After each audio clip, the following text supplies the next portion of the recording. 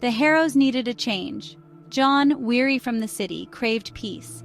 Mary, an aspiring writer, sought inspiration. Their son, David, 11, just wanted a backyard. Their new home, Blackwood Manor, a sprawling Victorian mansion on the edge of Whisper Creek, promised it all. It stood, imposing yet inviting, shrouded in an eerie silence that hinted at stories untold. Blackwood Manor was a labyrinth of shadowed hallways, dusty chandeliers, and rooms filled with forgotten belongings. There was a heavy stillness in the air, a sense of being watched that sent shivers down their spines. But the most unsettling feature was the mirrors. Antique, ornate, they hung in almost every room, their silvered surfaces reflecting not just images, but something far more sinister. One particular mirror in the master bedroom drew Mary in.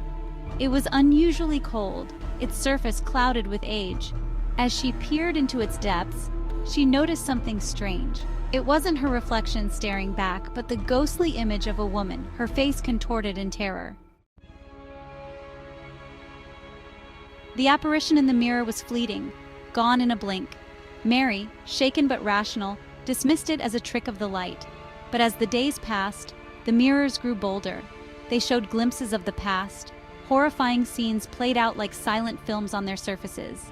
David, drawn to the attic, found himself staring into a mirror, its reflection replaced by a scene from another time. A man with crazed eyes stood over a woman lying lifeless on the floor, a bloodied knife in his hand. David, horrified, stumbled back from the mirror, his heart pounding in his chest. The once comforting silence of the house was now filled with whispers, the air thick with dread. The mirrors were no longer reflecting surfaces, but windows into a terrifying past, a past that was slowly seeping into their present. Fear, like a creeping vine, began to take root in their hearts, threatening to choke the life out of their dreams. Blackwood Manor, once a refuge, was becoming their prison. And then, from the shadows, a dark figure emerged, its presence sending chills down their spines.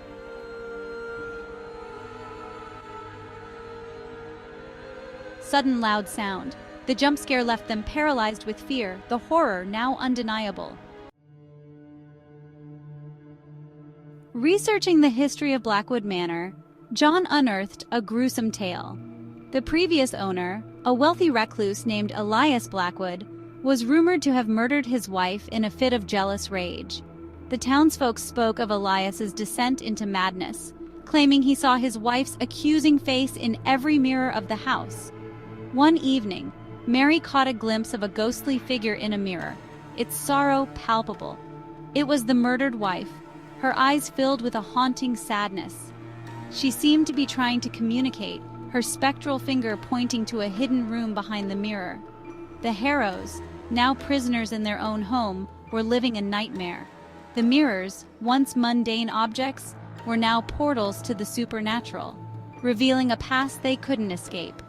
Fear had become their constant companion, whispering in the shadows, reflected in every glassy surface. David, increasingly disturbed by the apparitions, retreated into himself. He couldn't escape the haunting images, the feeling of being watched. John, desperate to protect his family, tried to cover the mirrors, but they reappeared, as if by some unseen force. Mary, driven by the ghostly message, convinced John to help her find the hidden room. They chipped away at the wall behind the mirror, revealing a small dusty chamber. Inside, they found a diary, its pages filled with Elias Blackwood's tortured ramblings. As they read, the horrifying truth of Blackwood Manor unfolded. Elias, consumed by guilt and paranoia, hadn't just murdered his wife, but entombed her body within the walls of the house. He believed her spirit was trapped, forced to relive her death in the mirrors.